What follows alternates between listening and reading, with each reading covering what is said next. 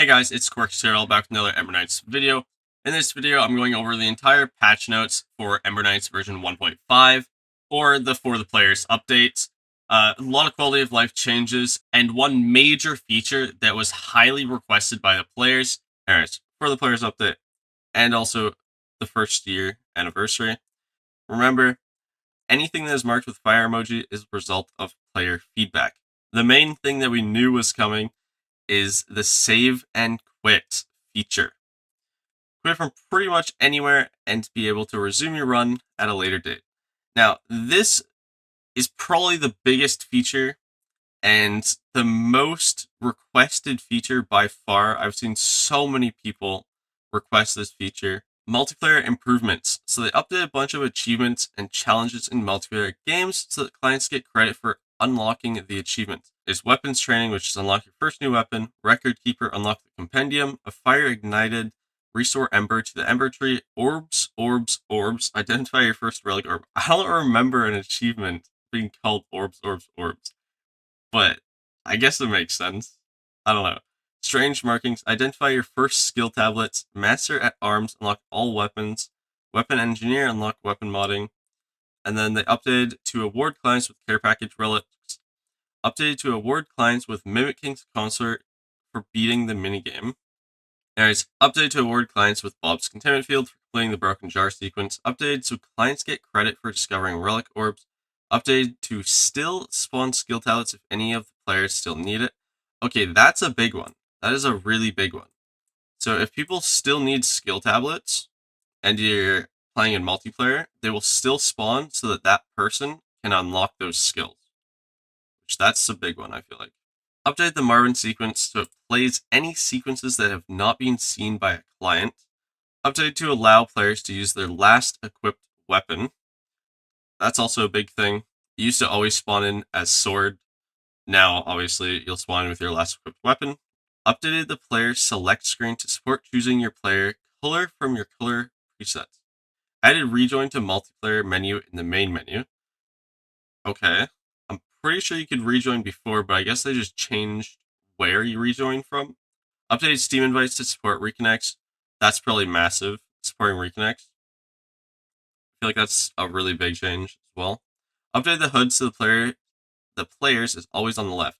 So yours will always be on the left, which great change, honestly. Update the HUD and boss health bars to hide when the players run behind them. Update the options menu and added a settings tab. Alright, revive improvements. Automatic revives after 3 combat rooms. Update the HUD to display the correct revive method. Alright, visual clarity improvements.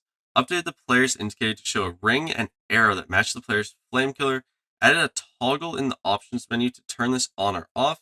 Added a dimmer to the options menu for adjusting the opacity of the HUD. Mouse functionality improvements. Add mouse functionality to all remaining screen selectors, skill relic stat, relic refinement selector, and shop dialogue advancing Ember Shrine, offering pit, and cinematic replay. Makes sense, honestly. Ember Tree UI improvements. We reworked the Ember Tree UI to look more like the Ember Shrine and function like the weapon modding UI. We also added your current upgrades to the Ember Tree tooltip, so you no longer need to open the UI just to see what upgrades you have equipped. And then moving on to Golden Stewart, which we got a little teaser about this. As a fun little bonus, you can now encounter Goldie throughout a run.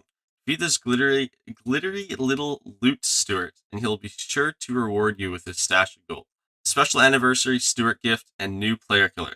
It's been about a year since we released 1.0, and the Stewarts have been paying attention to all your hard work. Over this past year, they've worked really hard on a neat little present for you, and it can be found on your first visit back to the Nexus. Balancing and minor adjustments. Before we talk about the balancing changes, we'd like to extend a heartfelt thanks to everyone that tested these changes on the experimental beta branch and provided their thoughts. The feedback was incredibly valuable. First things, skills. Updated ultimate upgrades to no longer automatically equip after 2 upgrades are equipped. This one, I really like that they did this. And then they removed upgrade options from the skill selectors in Skog, and then updated a bunch of individual upgrades. So Blast Bomb upgrade 3, reduce damage on the 3 bombs by 50%. So that's where you just basically get 3x damage. So they reduced that by 50%. The Nice Charge ultimate upgrade requires hitting unique enemies to refresh. So you can't keep hitting the same enemies over and over. and keep getting a charge back for Knight's Charge. You have to hit new enemies that you haven't hit before with Knight's Charge. Warrior Wisps upgrade 3, reduced healing by 50%. Fair enough. It was like 10 healing, I think, whenever a Wisp died or something. Now it's probably 5, I think. We all knew this change was going to happen. Hailstone Armor upgrade 3, aka the most broken skill upgrade in the game, basically. Invulnerability clears after 4 seconds when you attack or cast another skill. The Hailstone Armor really needed to be nerfed. And honestly, I kind of like this because you still get that 4 seconds of invulnerability unless you attack or cast another skill. And it's also now more of a reposition tool rather than just, I have 4 seconds of invulnerability and I can do whatever I want. Moving on to Ballista Upgrade 2. Reduce damage on the 3 arrows by 33%. So each arrow is now dealing only 66% of the damage that it would normally do, which honestly is fine, because you could scale Ballista's damage really, really high, and Ballista could absolutely go crazy for sure. And they also reduce the healing on Ballista Upgrade 3 from 2 to 1 with a maximum of 15 HP regen per Ballista. And that's a 5-second cooldown. Judgment Upgrade 1. Reduce the damage on the additional set of lightning bolts by 50%. Seek and Destroy Upgrade 2. Reduced healing by 50%. Cloak and Dagger Upgrade 1. Reduce the damage on the 3 daggers by 33%. So, once again, each dagger will now deal 66% damage from what it used to. Arlen's Lucky Dice Upgrade 1. Set a limit of 1 food item and 1 stat gem per room. Honestly, this feels pretty good. I haven't used it too much, but it definitely keeps this upgrade balanced, and it's not like it was before in version 1.4 where you just get infinite stat gems. By limiting it to 1 gem per room, you get enough stats from this that it's worth taking, but it's also not completely game breaking and making the game trivialized, so I think this is the right way to go. Now, Arlen's Lucky Dice Upgrade 2, they set a limit of 2 Wisps and 1 Ballista. Additional rules will replace the current Wisp or Ballista. I feel like this one having a limit is also super beneficial, because before you just overwhelm the screen with way too many Wisps and way too many Ballistas, so this is a great way to keep it under control. Arlen's Lucky Dice Upgrade, or Ultimate Upgrade, updated to require a perfect cast. Now, I don't know if they needed to do this, but it makes sense. And then the second dice deals 75% damage. So, fair enough. Alright, Soul Siphon Upgrade 2, reduce damage on additional lasers. So, the Soul Siphon Upgrade 2 was you conjure 3 beams, only the lasers that are to the left and to the right of the main one that are reduced damage. So, you're still technically dealing 2x damage, not 3x damage, if you do hit all beams. But honestly, that makes sense. Soul Siphon's once again one of those broken skills that just has like permanent scaling on it. Gravity Well Upgrade 1. Reduce the range of the laser. Update the distance to be controlled by the charge time. Moving on to the relics, the Speedrunner recharge build, or refresh build is kind of dead. Spell in a Bottle got nerfed to the ground. It really is just some extra damage now. There's no crazy synergies. Let's just get into what it is. They removed the ability for the projectiles from this relic to refresh skills. So no longer is there an insane refresh build where you just refresh one skill and get every single skill charge back. And just to make sure that Spell in a Bottle died, they reduced the projectile damage from 25 to 15, but it's still skill damage, so you can still scale it. Magic Tome, they reduced the AoE damage from 25 to 20. That kind of makes sense. It was a little broken.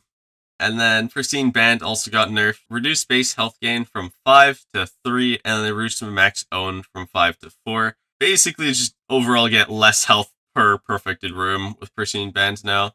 But then again, since everybody in the party gets it, it kind of makes sense. Moving on to the general updates, though. Suppression Obelisk changed from lifetime to hit counter. Hopefully it's only 10 hits maybe. Maybe maximum 10 hits. I don't know. I feel like hit counter is just 10 times better than lifetime anyways. Especially for staff itself to be better. Once again, we'll have to see how that actually plans out because they don't tell us the exact details. And they added a skill selector or relic refinement to empty secret rooms. And then they added number of loops and chain of perfect rooms to the summary screen. Oh my god, is that nice. Knowing how many loops you've done is actually crazy. The amount of times that I've done looped runs and lost count of what loop I'm on is nuts. Added a windowed option, reduced the volume on the company logos. So this is like the intro volume of the game when you open the game, and you see the logo for Doom Turtle. They reduced the volume on that because everybody complains that it's loud, and honestly, it is really loud. Alright, onto the bug fixes, and then it looks like we'll be done after that. Last but not least, we fixed a few pesky bugs. Fixed a bug where killing enemies wasn't updating the relic orb enemy kill counter on the save slot. Fixed a bug where enemies could become pulled before finishing their spawn animation. Fixed a bug with Praxis where you could occasionally teleport out of the room. Fixed a bug with Shared Fate, and Praxis buffed enemies where players would take more damage than they should. No way! They fixed the Shared Fate bug? So for people that don't know what the Shared Fate bug is, it's basically if you're playing in co-op with a Shared Fate run modifier on, and you would get hit by a Praxis buffed enemy, you guys would just take an infinite amount of damage. An infinite amount of damage. Like, you take 5 damage about 1 billion times, and just insta-die. But they fixed that. That is like the biggest thing for multiplayer runs ever. Fixed a bug with Ephagist, where his HP would increase after being frozen. Fixed a bug with Hypercharger, where his attack indicators could become displaced. Okay, that's really nice. I do remember that happening. Fixed a bug with Hailstone Armor, ultimate upgrade, where the Ice Ring could permanently freeze elite and champion enemies. Fixed a bug with Judgment's ultimate upgrade, where Praxis could take damage when he's no longer visible in the room. Fixed a few issues with Curse Relics and cleansed versions where they weren't being tracked consistently in the compendium. Fixed some minor visual issues with the Knight when equipped with Rift Hammer. Fixed a bug where skipping a selection in a selector could cause the game timer to resume ticking. Fixed a few multiplayer bugs related to the intro sequences for Praxis. Fixed a multiplayer bug where clients would only take 1 damage from defense bot's projectile attack. Fixed a multiplayer bug where clients could identify Soul Siphon and Gravity Well again if the host hasn't unlocked them.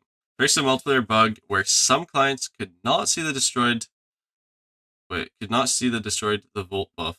What? What is that wording? Fixed a multiplayer bug where some clients could not see the destroyed Volt buff. Fixed a bug where the button mapping for skill upgrades details wasn't appearing Switch only. Okay. And that seems like it's it. That's all for now. See everyone on the release of Ember Knights 2.0. Perfect. Alright, so that is the end of the patch notes for Ember Knights version 1.5. Let me know your guys' thoughts, and I'll catch you guys in the next one.